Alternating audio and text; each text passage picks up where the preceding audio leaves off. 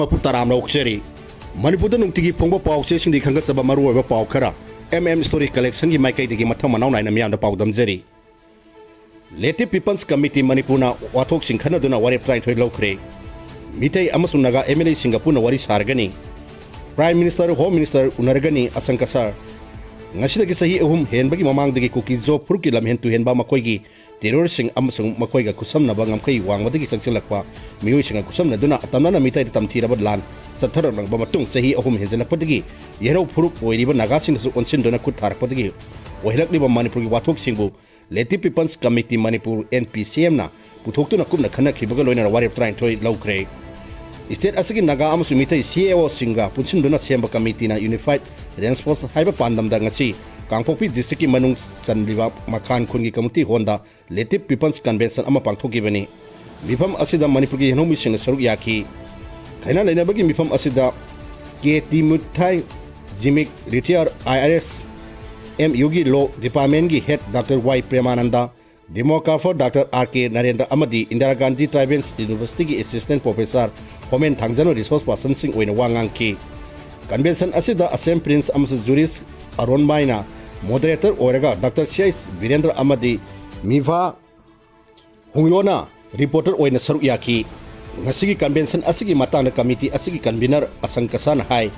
census pangthokting ida NRC ki update hana tawgadabani Manipur dagi Assam Rifles lokthokadabani su advocate tawgadabni haiba wafam ahum sida yumpam oibaga loinana Yenomi sing the kut tarakliba asipun na thengmina naba amasung state asigi issue singi warusin porakpada tawdang nomina nabagi ngasigi mifam asi pangthokpani hauji tholiba thodok kaya asigi maram sigi manungda su agreement asisu amani haiki ngasigi mifam na amata oina warep time thoi lawre warep sing asi thabak onthok naba akan mawna taksilagani warep sing asigi manungda su advocate tawba Manipur dagi Assam Rifles lokthokpa NRC salhandaba Meetei amadi naga MLA singa Joint Consultative Meeting pangthokpa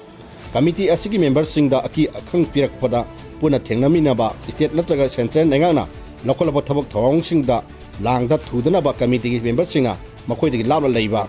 external aggression sing amata oina mayok naminaba sahi kudingi June anibu Leti People's Commission Day haina pangthokpa district headquarters singda committee asina consultative meeting sing pangthokpa narcoterrorism gi mayok tapuna lemin don thengnaminaba committee dagi delegation amana Dili satuna Manipur gi mipum khudi mangna mayok nariba awaba sing asi malengi miyam na khanganba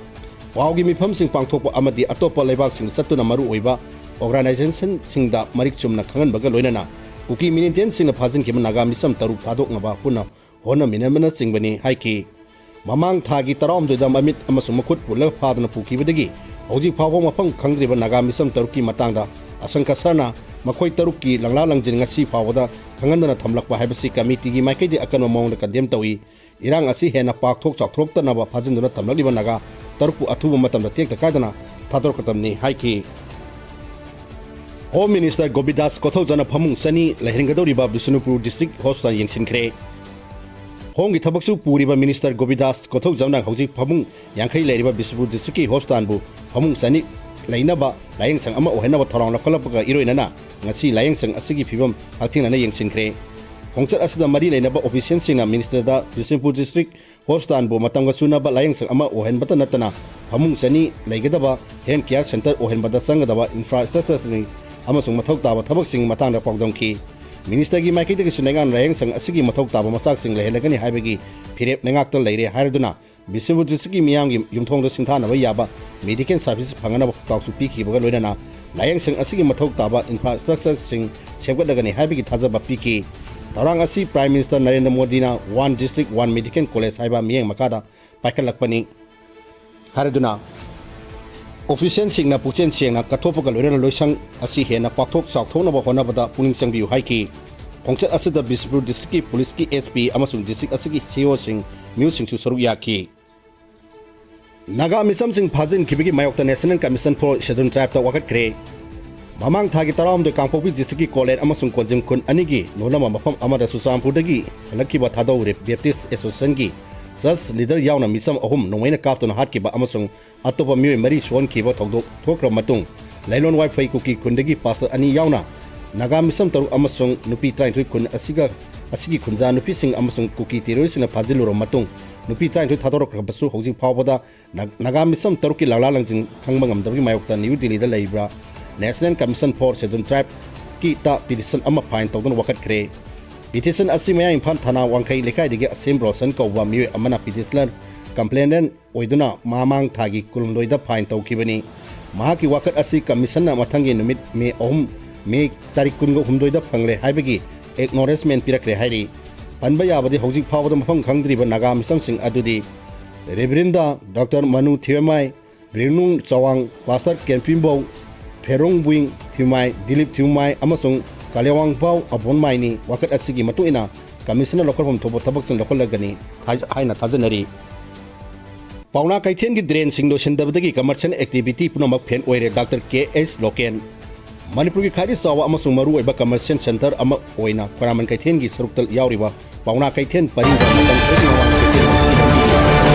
tanba drain sing hojik phawbo badama pungphana loisindabana nambi paring asida miyam saso satsin tawba amasung pochai leiba lakpada kudong chadabagi Pauna Kaiten commercial activity punama phen oire haina Sangoma Assembly Constitution gi ex MNA Dr. Kwarafom Loken ngasi hakthina satuna yengsilobda pongdokre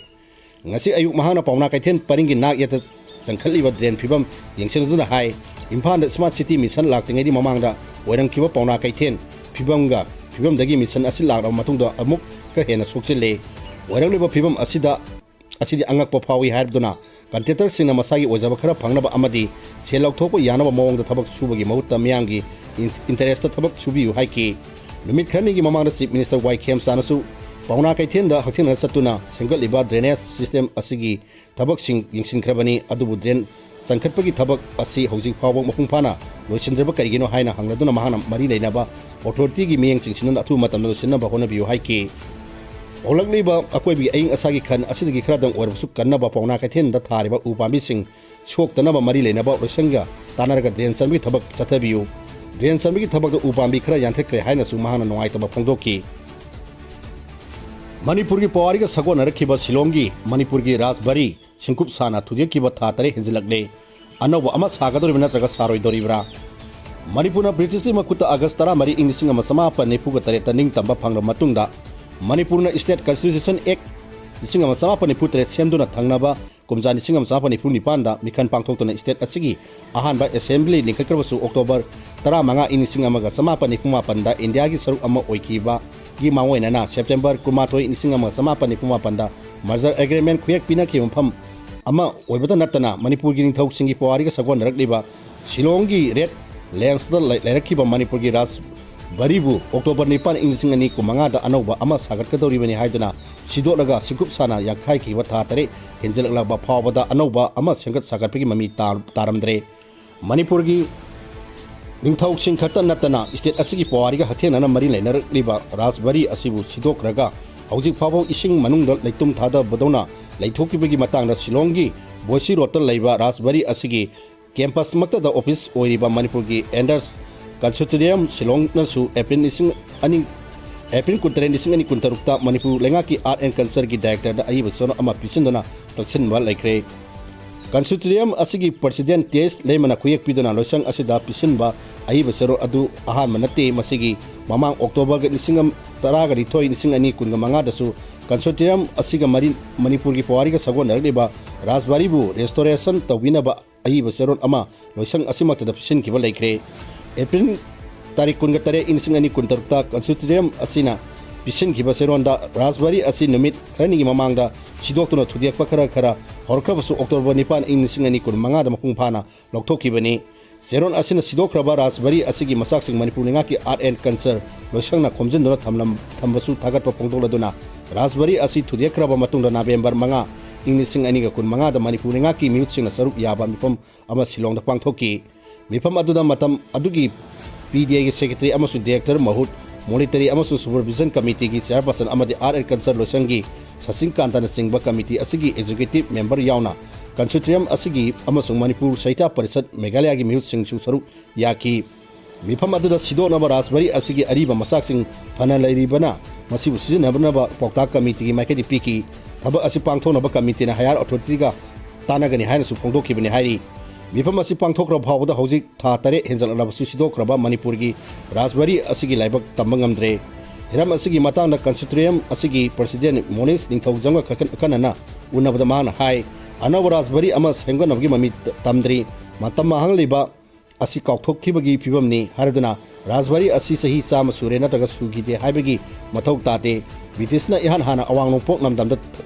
थुंगदुना लेंगाक सलाइखिबदु शिलोंगदा मखोगी headquarter ओइखिबनी मखोइना लेरगा yum लेतब यादबनिना थोइ इना साखिबनी British सारंबा हाइबसि सही चाम हेनगदबा स्ट्रक्चरनी heritage building ओइना थोंगदबा मफमनी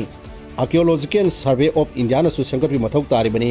मसिदा सही चाम सुई नतग सुदे हाइदुना लेथोकप चुमलोय शिलोंगदा ब्रिटिशना सागलंबा स्ट्रक्चर पुनमक ngak senuru thanggadamni hairi loinana manipur gi rasbari sidoktuna thatudu thuyekhriba adu mari leinaba red lenspu puriba meghalaya lenga ki commissioner amasung local permission yaudabani haina sumahana phongdoki shilongda pdna guest house ama sagatpada hena miyang sangle haiduna historical monument wakalol leitaba chumloi masigi matangdani manipur lenga ki art and culture loisang ga kusam aduna sakadamni hairakhi Joint Tribe Council Manipur emergency shutdown hantukre